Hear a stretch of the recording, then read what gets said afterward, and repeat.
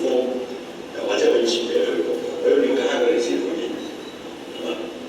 譬如我哋中國咁大地方，咁多古城尊嚴啊，人本身以自有其權利和尊嚴的福氣。大家好，相信剛才片段大家都係睇到黃毓民先生對國民教育嘅睇法有初步嘅認識，而今日我哋好榮幸邀請到黃毓民先生親身嚟臨本校為大家作分享。而家請以熱烈嘅掌聲歡迎黃毓民。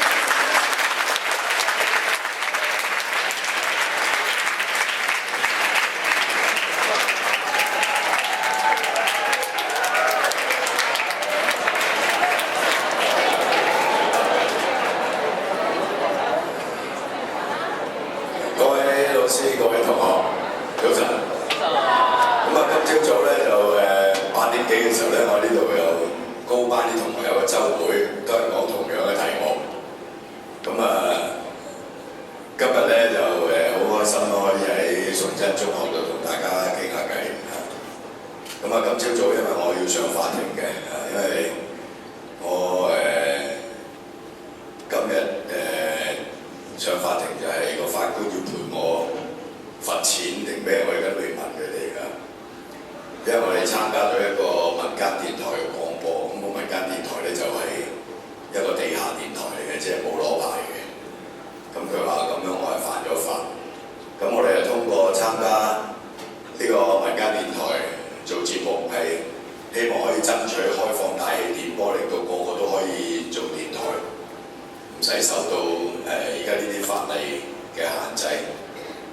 咁你要爭取，但係法例又不容許，咁就變咗要犯法。但係香港係一個法治社會、文明社會，我哋梗係唔應該犯法啦，係咪？但係有時你人又想逼住你會犯法嘅喎，係嘛？法律有兩種嘅，一種係公義嘅，代表平等嘅，你一定要遵守呢啲法律。違反呢啲法律咧，你就要受到法律嘅制裁。但係有一種法律係不公義嘅法律，不公義嘅法律好多時就係限制咗人嘅自由，或者剝奪你嘅基本權利。點解會有啲咁嘅法律呢？通常就係嗰個國家或者地區嗰個政府唔係人民同意嘅結果，即係唔係你選出嚟嘅。係一個民主嘅政府，民主嘅國家嘅政府咧，就係由人民授權俾佢。我嘅幸福，我想要乜嘢，係嘛？係我自己決定，跟住我授權俾一啲人去幫我爭取呢啲幸福。有啲國家咧，佢係極權嘅、獨裁嘅，係嘛？家長式政治嘅，當啲人民係佢仔女咁樣，中意人打，中意人鬧，佢做嘅嘢咧就係為你好。呢一種理念出發嘅嗰啲咁嘅國家咧，咁佢就會限制你嘅基本權利，咁所以就會出現啲所謂唔公義嘅法律，係嘛？咁呢啲唔公義嘅法律咧，就靠人民不斷去抗爭。呢啲抗爭咧就係包括你示威啦、遊行啦、表達你自己嘅意見啦，係嘛？包括你去衝擊呢啲不公義嘅法律，然後你要付出代價，你要坐監啦，係咪？好似英國統治印度嘅時候，有一個主張和平抗爭、公民抗命嘅人叫做甘地。甘地咧就係用一種非暴力嘅方式，對英國統治印度嘅嗰啲不公義嘅法律去衝擊佢，跟住鼓勵好多人參加呢啲和平非暴力嘅抗爭，然後去坐監，坐滿晒個監獄，等到你英國人到最後都要即係俾呢個印度獨立。佢呢種叫公民抗命。作為一個公民，點解要對法律去抗命呢？就係因為個法律係唔公義。好多時就靠佢咁樣不斷用一個和平非暴力嘅方式去 say no， 係嘛？然後慢慢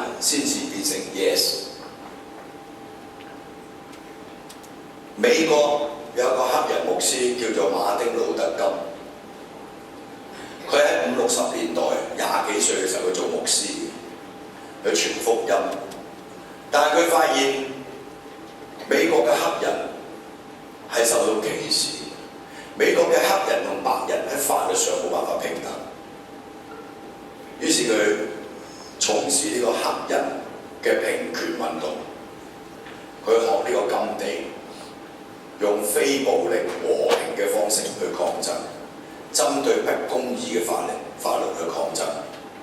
譬如嗰陣時啲黑人又唔準佢坐巴士，係嘛？有啲白人即係嗰啲巴士係白人坐嘅，黑人唔準坐嘅，係嘛？咁於是佢曾經發起罷坐呢個巴士嘅運動，同埋逼爆架巴士兩種唔同嘅方式，係嘛？喺60年代初，美國嘅總統叫做甘迺迪，佢好支持呢種種族平等運動，係嘛？喺佢任內，佢希望可以喺國會通過一條法律，就係俾呢個黑人同白人有同等嘅權利。馬丁路德金搞咗10幾年，到最後係為黑人爭取到喺法律上平等嘅權利。大家上網可以 search When I Have a Dream Martin Luther King， 咁你會揾到個篇文出嚟，你試下讀下個篇佢嘅演詞。如果你英文好啲，你就讀熟佢，你會好感動。你英文差啲，你可以 search 到個中譯本，但係你都可能睇唔明，咁你慢慢睇，係嘛？佢就係用一種和平、非暴力嘅方式，去為黑人爭取到平等嘅權利。但係吊詭嘅係，即係好諷刺嘅就係，佢鼓吹非暴力同埋和平嘅抗爭手段，結果佢係被暴力所殺，佢係俾人暗殺。甘地又係喎，又係俾人暗殺嘅喎。所以後來啲人研究呢個公民抗命運動，就認為非暴力咧行唔通嘅，你會將自己擺喺一個暴力嘅威脅底下，去從事一種和平抗爭。所以有啲人主張用武力，咁當然我哋唔贊成嘅。我哋喺香港，我哋都從事公民抗命。譬如我哋成立個民間電台，就係因為香港嘅電訊條例係喺50年代初制定嘅，而呢條法例係規定咧，呢個大氣電波，即係我哋而家收聽收音機，你係用呢個 FM 或者 AM 嘅波段，呢個係用大氣電波嚟接收呢個電台嘅節目。任何人要成立一個電台，要經過一個相當高嘅門檻，要俾好多錢，要攞牌，政府批你俾個電台牌照俾你咧，就係由行政長官會同行政會議一個最高權力嘅核心嚟批，俾唔俾個電台牌照你嘅。